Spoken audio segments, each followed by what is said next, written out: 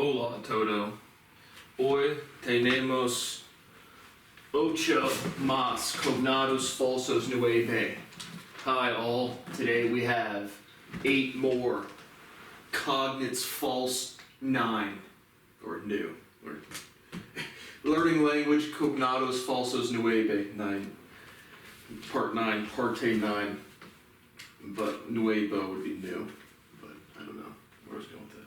So, today again, what we're going to be doing is I've taken the remaining false cognates off of this sheet. I've looked them up word for word in the dictionary.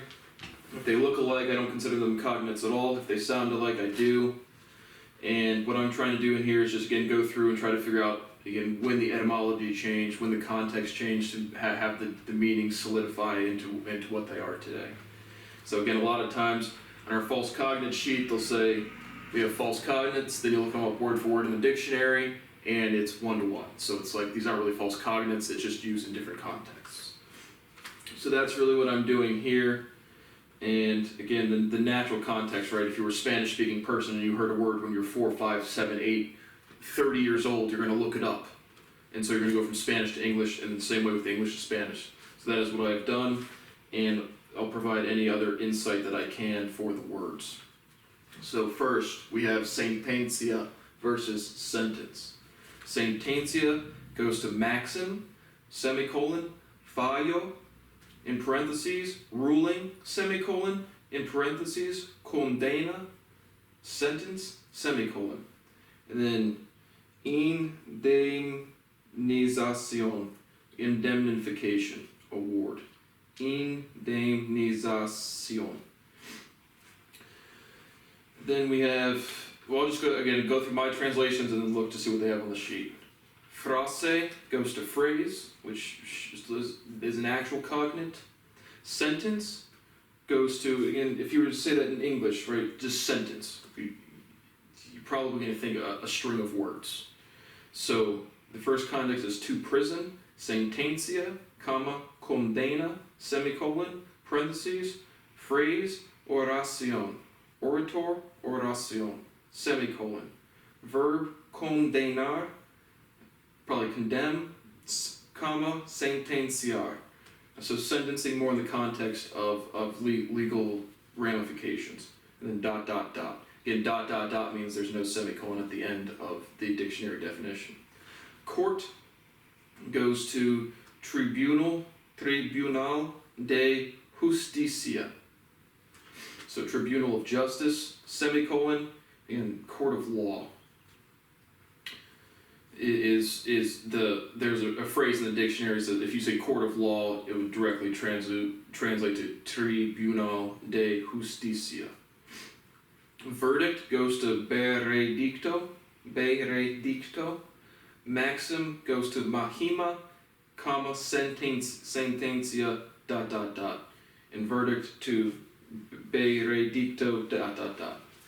And so on here we have sentencia goes to a court verdict, again, legal ramifications, and sentence goes to phrase. But phrase 1-to-1 is phrase. Frase means phrase, and sentences are phrases. So that's what's going on there. Next we have sopa versus soap. Sopa goes to parentheses, liquido, soup, semicolon, pan mojado, parentheses, sop. Like sopping wet. When I was translating this, I had to think twice about how to pronounce that in English. Sop, sopping wet. But pan mojado, pan is bread. Mojado, you want to say directly. I don't know directly mojado. So now exactly bread something. Jabón goes to soap. Soup goes to sopa. Soap goes to jabón, semicolon. Parentheses, soap opera, telenovela, telenovela, semicolon.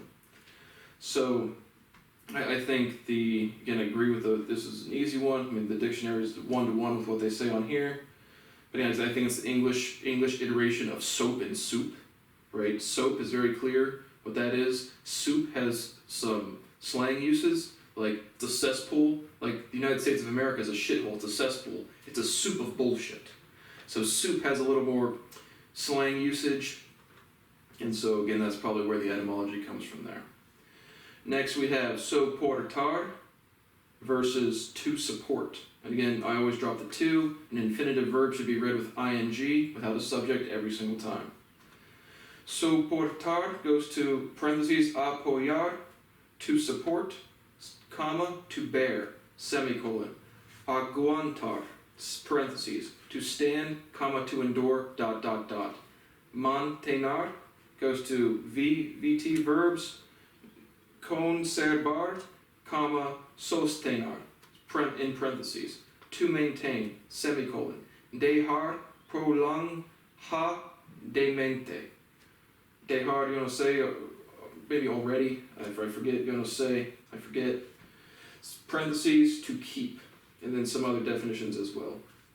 Apoyar goes to parentheses, sostener, in parentheses, to rest, semicolon, respaldar, parentheses, to support, comma, to back, semicolon, plus to buttress. Sostener goes to una nota musical, musical, in parentheses, to hold, to sustain, semicolon, parentheses, una familia, to support, semicolon. Support goes to, in parentheses, keep from falling, sostener, comma, soportar, semicolon. Parentheses, encourage, mantener, comma, apoyar, semicolon. Tolerate goes to tolerar. So tolerate, because on here they have support, to hold up, to tolerate, to support, mantener, comma, apoyar, sostener. So there's very clear, again, with the buttress definition, and again, I literally thought that word before even getting to the definition in the dictionary. It says buttress as a construction support in the age of the Spanish language. I have very deep intuition that Spanish is a very old language, for whatever that's worth, but in meaning, again, just, we got some geese in the background, but how that interprets my linguistic translations of just, what technologies were around, what civilizations were around, stuff like that.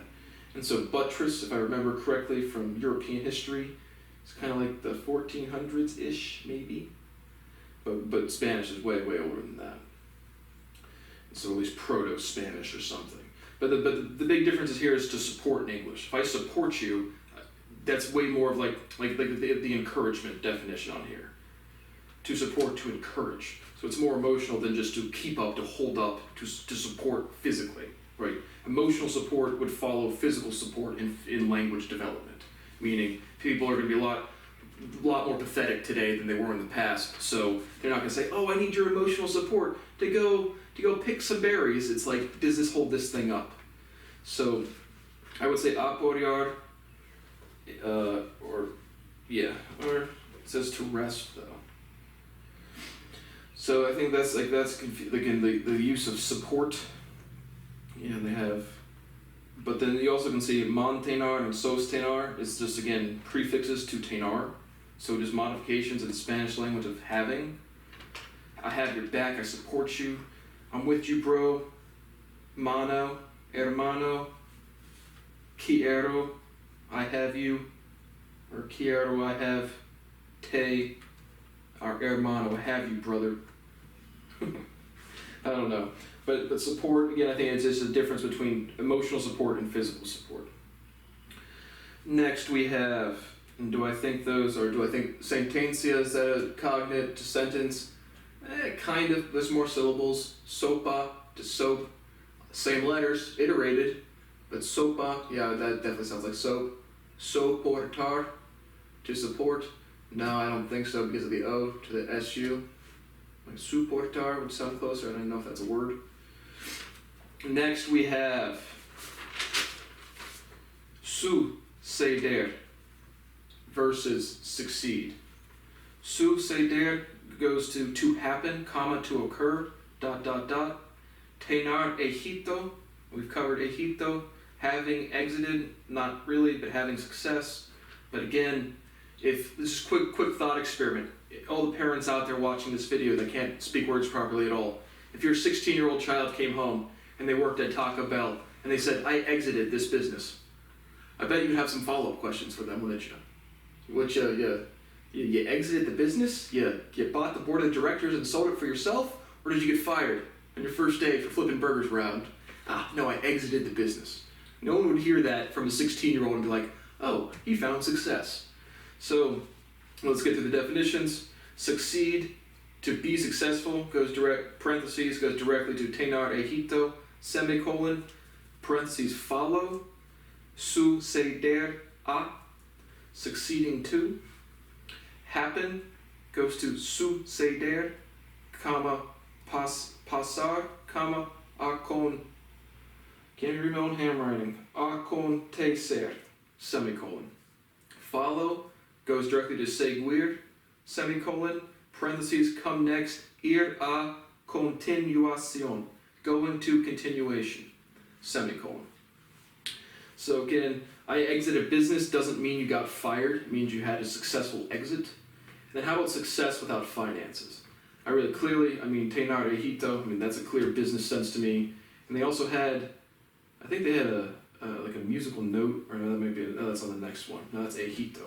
But a musical note can be, oh no, there was one other one for soportar, for sostener una nota musical, to hold, to sustain. So even amongst sostener and mantener, maintain directly, but sostener, to sustain, to hold, to carry on a note, that makes a lot of sense to me. I skipped over that for the last one. But again, follow is very clear. Happen, right? Again, I use that naturally in English all of the time, but that happen as any way to succeed, or like succeed versus succession, right? I succeeded.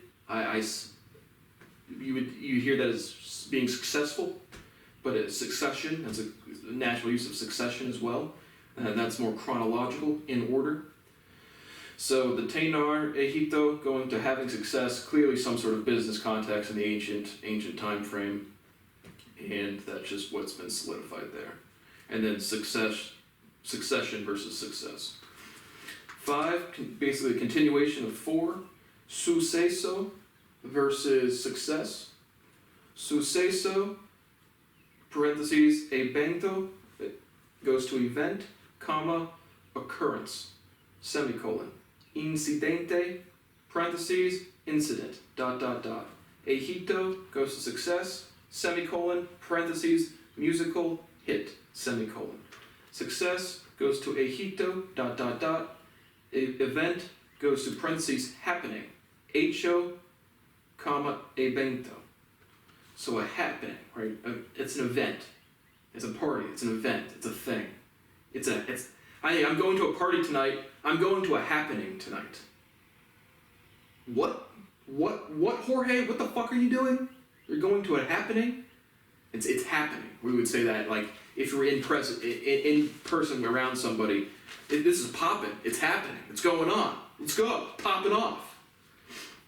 So weird to see happening in there. I think that's where this gets cognated at. Number 6, tabla versus table. Tabla goes to tablero, parentheses, board, comma, plank, semicolon, grafica, parentheses, table, comma, chart, semicolon. Mesa, table, semicolon, parentheses, consejo, board, semicolon. Formación geológica. Again, just the iteration of the letter H in Espanol sometimes strikes me as H, sometimes strikes me as more of the G sound from the English. Goes to mesa, semicolon. And we have a good example of that on the next one. Table goes to furniture, parentheses, mesa, semicolon. List, tabla, semicolon. Board, parentheses, wood, tabla, semicolon, or comma, liston. Did not look up liston, but probably just a list, or maybe not. I didn't look that one up, you want to say. Right? Boards versus board of directors. Right? A board can mean a lot of things. A board game, a plank of wood, the baseboards of my room. Again, bored, not B-O-R-E-D. Not like I have nothing to do. But again, just a clear functionality, clear context differentiation. Grafica, tabla, parentheses, grafica, table chart. How about, let's go eat at the table. We're gonna go sit at the dinner table. Look at this table in my PowerPoint. That's a bunch of slang. PowerPoint? Is it PowerPoint? No, it's a brand from Microsoft. Look at the table in my PowerPoint. It's a chart, it's a list. So just clear, it's clear to me that that's just functionality of when you're saying table. But again, agree the mesa tabla. I'd say that's a cognate to tablet. Suceso. I would say that's a cognate. Suceder. I would not say that's a cognate to succeed. But tabla, I would say is a cognate. You hear tabla, English speakers are going to hear tablet.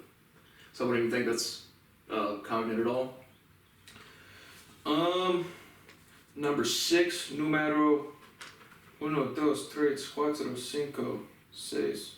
6. Tabla, just did that one. Número 7. Trampa versus tramp.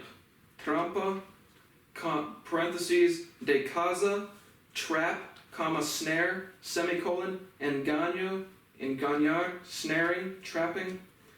Goes to trick, semicolon, hacer, slash, as a phrase, to cheat, comma, to trick. And here's what I was talking about, the iteration of the G, right? This word is spelled in English V-A-G-A-B-U-N-D-O. Baga, baja. See, baja bundo. Right, that's a clear, right? Gustar, baja. Right, we'd say that in English. Baja blast at Taco Bell back in the day. Maybe still now, I don't know. But baja, en español, V-A-H-A-A, B-A-H-A-A, yeah, baja. Baja bundo. Goes to vagabond, comma, vagrant, semicolon. Por diosero, parentheses, tramp, comma, bum, semicolon. Tramp goes to initially trample, pisar, semicolon. Promiscuous woman. There's a couple other definitions, but clearly tramp as in a promiscuous woman. Fulana, semicolon. Fulana directly, if you look that up, goes to so-and-so. Cheat, tramposo, tramposa, comma, fullero, fullera. So again, cheating, in English, cheating, if somebody said, my girlfriend cheated on me, people are going to know what you're talking about, but cheating is just breaking any rules. So, cheat's a pretty general thing, but baja bundo, right, a vagabond and a vagrant, doesn't necessarily imply sexual promiscuity in any way, just more of homeless or transient, right? Look that up in the dictionary, it doesn't say transitory, it says transient. Gotcha, economics team, gotcha. But, again, tramp versus whore versus slut versus skank versus cum dumpster. Just other words for promiscuous women. But again, tramp, Lady and the Tramp. There's a lot harsher words in English for promiscuous women than tramp. So, just some right, when they have fulana, it goes to so-and-so.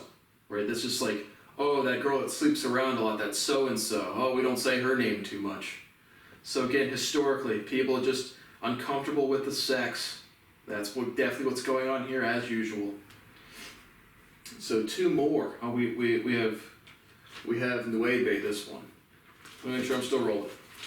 So I'd only been recording for 19 minutes. Fun fact, when I switch languages a bunch, time just goes nowhere. Just disappears into the abyss. Number 8, numero 8, tuna versus tuna. Yeah, I'd say that's a sound cognate on that one. That one really checks out. Tuna versus tuna. Definitely think that one's a 1-to-1 sound cognate. No real insight on this one, I thought this was interesting. Tuna, in the dictionary, goes to prickly pear, semicolon, minstrel group, ... And so, I haven't even been reading off here because Spark Notes, I don't care. but you could look at the thing if you want. But on here it says prickly pear cactus. But in the dictionary it just says prickly pear. Atún goes to tuna. Tuna, the fish, goes to atún. comma, bonito, semicolon, parentheses, prickly pear, tuna, dot, dot, dot. So bonita is beautiful. So I don't know, maybe someone went fishing and they caught a type of tuna and it was more like a prickly pear. Pear, again, English P-E-A-R, like a fruit. So maybe they caught a fish that looked like a big fruit. It was like a prickly fruit or something. But a big, beautiful fish that feeds us a tune. A tune too. I don't know. I have no idea on this one. Definitely sound cognate, same exact fucking letters. Prickly pear. You guys know any prickly pears? What the fuck is that in English? I don't know any prickly pears. Maybe an avocado? Avocado? It's kind of like a pear shape. It's not really prickly. So I don't even know what the fuck prickly pear is. I don't know. That was an interesting one. No real insight. Could go way back. 9. Basso versus vase. Sound cognate, basso. When I hear vase, nah. Basso goes to parentheses, de vidrio, glass, semicolon, parentheses, de papel, comma, plástico, parentheses, cup, end paren, cup, semicolon. Florero, rero, florero, goes to flower vase. Jarron, goes to vase, dot, dot, dot. Flower vase is also dot, dot, dot. I tried to see if base, V-A-S-E, was in the dictionary Spanish to English at all. It was not. But base and base avec, excusez-moi, disculpa-me, B-A-S-A is the same pronunciation. So base is the same pronunciation as base, but base con V is not in the dictionary. I'll just freestyle if that was something. I'll tell you why here in a sec. Vase goes to jarron, semicolon. Parentheses, for flowers, florero, dot, dot, dot. Glass goes to parentheses, substance, vidrio, semicolon. So again, like florero, flower vase, one word to two words. So again, maybe just in Spanish culture, there was a clear use between any sort of jar and something that put flowers in, to have a specific word for that. Basso, vase, again, I just have here in English, vase is to pot what plate is to pan. And I've talked about, you go into a fucking museum, half the things, 90% of all technology is vases.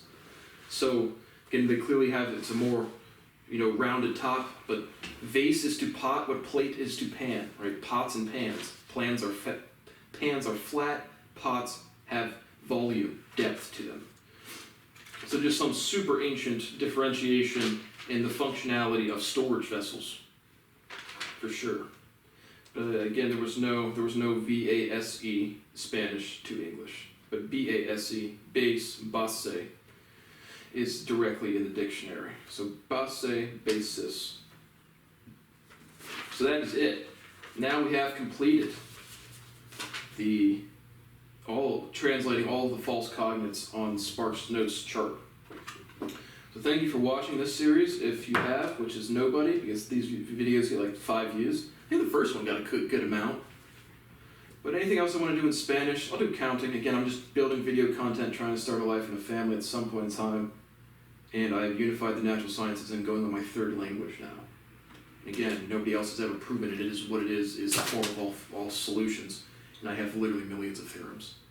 So again, I'm openly being tortured in the United States. There was nothing I can do, there was nowhere I can go, and there was no one I can call. I hope you continue to steal my shit and feel no responsibility for it. Every case, every charge, no exceptions. Thank you for watching Learning Language, Cognados Falsos, Nueve. See you soon. Adios.